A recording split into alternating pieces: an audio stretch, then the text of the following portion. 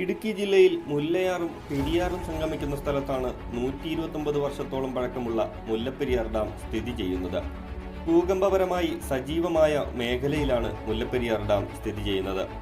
IIT റൂർക്കയുടെ 2009 പഠന report പ്രകാരം മുല്ലപ്പെരിയാർ ഡാമിലെ ജലനിരപ്പ് 136 അടിയിലായിരിക്കുമ്പോൾ റിക്ടർ സ്കെയിലിൽ 6.5 തീവ്രതയുള്ള ഭൂകമ്പമുണ്ടായാൽ അണക്കെട്ടിന് സാരമായ കേടുപാടുകൾ സംഭവിക്കും.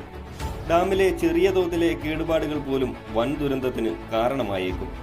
കേരളത്തിൽ പെരിയാർ നദിയിലാണ് ഈ അണക്കെട്ട് സ്ഥിതി ചെയ്യുന്നെങ്കിലും ഡാമിന്റെ പരിപാലനവും നടത്തിപ്പും തമിഴ്നാടാണ് ചെയ്യുന്നത്. അതിന് കാരണം 999 വർഷത്തേക്കുണ്ടാക്കിയ പാട്ടക്കരാറാണ്. ഒരുപക്ഷെ ഡാമിന്റെ കേടുപാടുകൾ തീവ്രമായാൽ അത് ഇന്നേ വരെ കാണാത്ത, അനുഭവിക്കാത്ത ഒരു ദുരന്തത്തിലേക്കായിരിക്കും കൊണ്ടെത്തിക്കുക. പല ജില്ലകളും ചരിത്രം മാത്രമായിരിക്കും. രാഷ്ട്രീയം മറന്ന് ഒരു ജനതയുടെ ജീവന് വില കൽപ്പിച്ച് അധികാരികൾ